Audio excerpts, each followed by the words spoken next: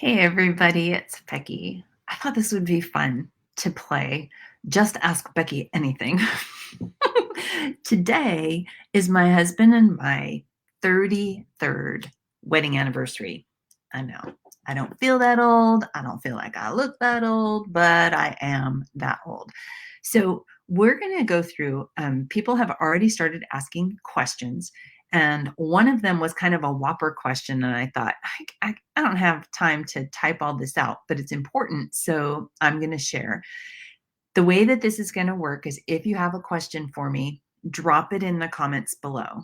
If I have time during this little time online, I will answer live. And if not, I will circle back later and answer either in type or even record another video and answer that. But let's play Just Ask Becky. Say hi. Let me know where you're from. Make sure that you drop your questions in the comments so that we can just play.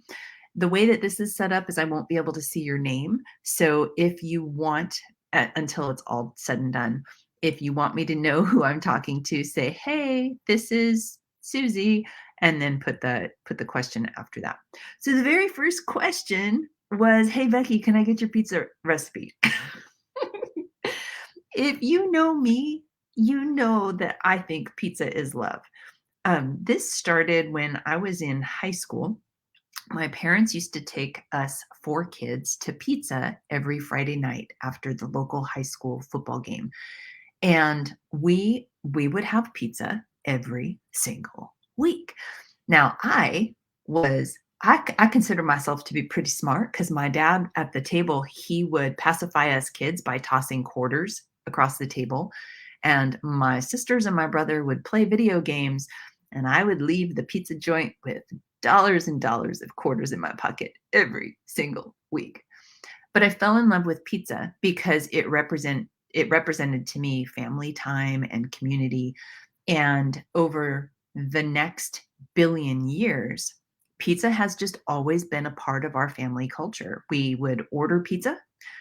We would get the little cardboard tombstone pizzas from the grocery store. We eventually upgraded our skills and we would do the Boboli pizza pies from the grocery store. And somewhere in the journey, one of my friends sold Pampered Chef things. And I remember going to a Pampered Chef party and she made barbecued chicken pizza. And of course, we all bought our pizza stones. Mine now look like they are that old, but we bought pizza stones and I got into this process of making my own pizza. And so the first recipe or the recipe that I'm sharing with you all is connected to this YouTube video that is in the descriptions. And what that video is a decade after I started making pizza, one of our kids, Micah, actually did a chemistry of pizza project for a chemistry class. And so he took our pizza dough and then studied all the chemistry processes within the actual creating the dough and activating the yeast and having the dough rise and how to make a better dough. And so inside that video, right at about, I think it's at the link will show you, I think it's at the 40-second mark. He will go through and he will tell you the ingredients to the straight up simple pizza dough recipe that we have. And I have, in answering the gal's question this morning, I actually have multiple pizza recipes because life has changed and we've grown and morphed over the years, kind of turning into foodies and almost food snobs. We even have a 97 or 90-second pizza. And so I'm going to show you these screens in the descriptions. First of all, there is this YouTube video, Life Changing Pizza Dough. When you watch this, it's not even a tongue-in-cheek video. It is the way that this chef in Seattle handles his pizza dough is with love and tenderness. And don't laugh, don't mock it, but it truly is pizza dough requires special handling. It requires care, and it's much better if you give it the time and attention that it deserves.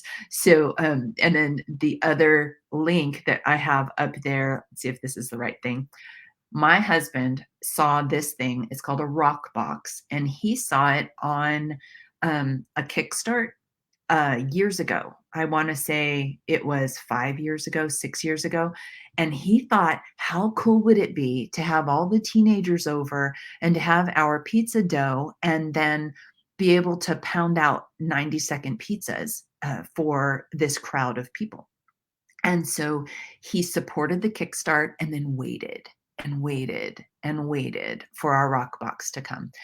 And it is super cool. So if you upgrade into the world of making wood fire pizza. It even connects to propane. It's a super fun thing to do because you heat it up to the proper thing, and then you pop the pizza dough in it, and then you watch it bubble and rise and crispify, and it's so good. So I talk about pizza is love even in the when I taught the class to teach kids how to memorize Psalm 1.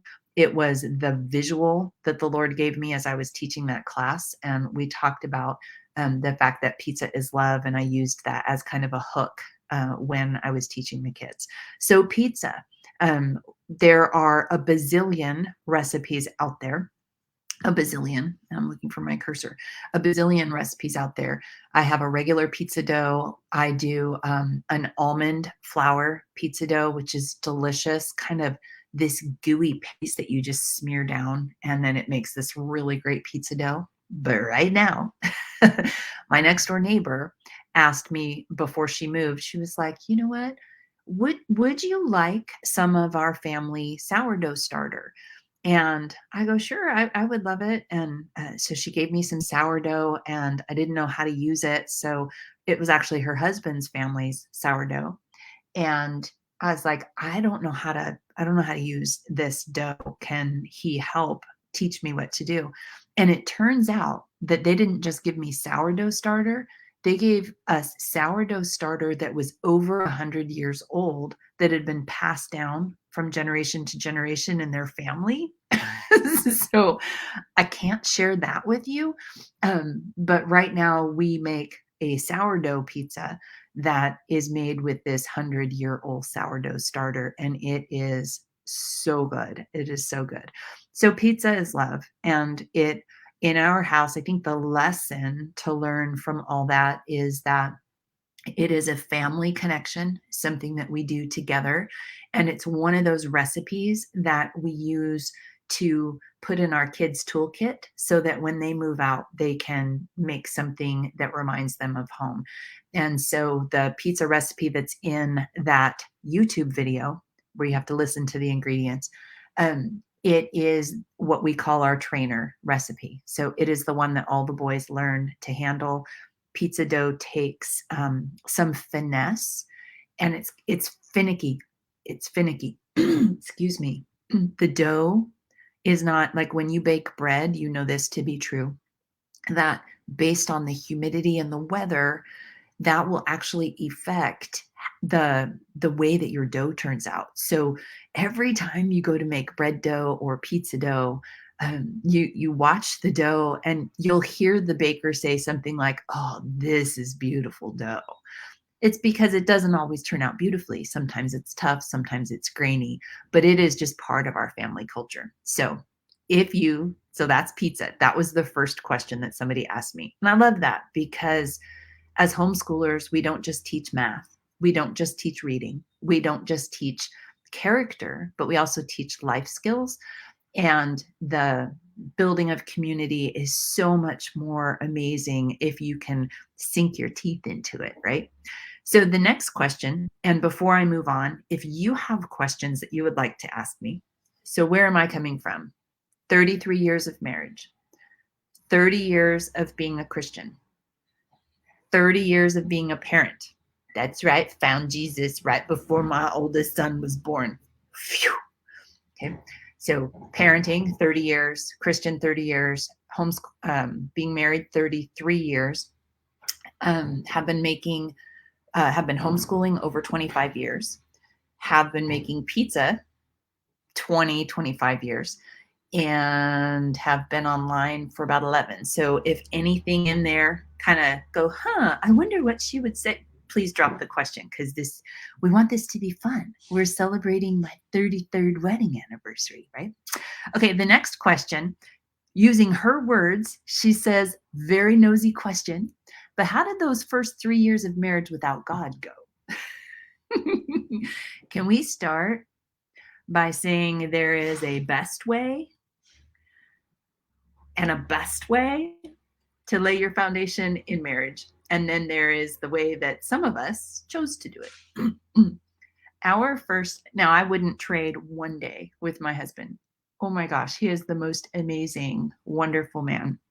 And as you can imagine, in 33 years of marriage, the wedding vows were true, for better or worse, for sicker, and in health, for richer, for poor, all those things. Life is a roller coaster for everybody. Even somebody that wants to talk on camera and has a little cough. So the first 4 years of our marriage, most of them without the Lord, were a challenge, not just because we weren't believers and we didn't have that to stand upon, but my husband was active in the military, and he was active. He served on a ship that was the most active Navy ship at the time. And so what did that mean? That meant our first 4 years of marriage, he was home 11 months. So when you add the fact that we didn't have faith to stand upon, and the fact that he was gone most of the time, the first part of our marriage was challenging. But I wouldn't change it at all, because the things that challenge you, the hurdles that you overcome, actually knit you together and make you stronger. And so those first few years were they were growth years for us. They were coming together years for us.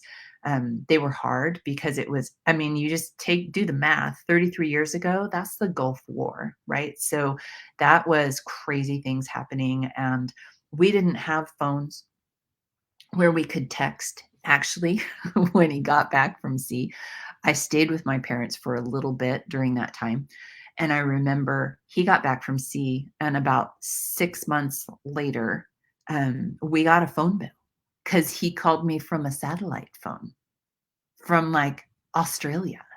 And it was a $1,200 phone bill. So being in the military back then meant that you were completely disconnected. You did not have email. You did not have cell phone. You did not have connection. You would write letters and they would take a month or more to get there. I worked really hard on the envelopes of all the letters that I wrote to him, so that when the mail was pulled out, he could see my letters from 15 or 30 feet away. It was great. You could always tell that sailor's wife wrote to him because the envelopes were all decorated. So if I could speak to my younger self, I would tell myself to seek the Lord much sooner. But my life is what my life is, and my journey is what it was up until now. And I did not meet Jesus until I was 24. And so that's just the reality of our story. We actually came to belief on the same day.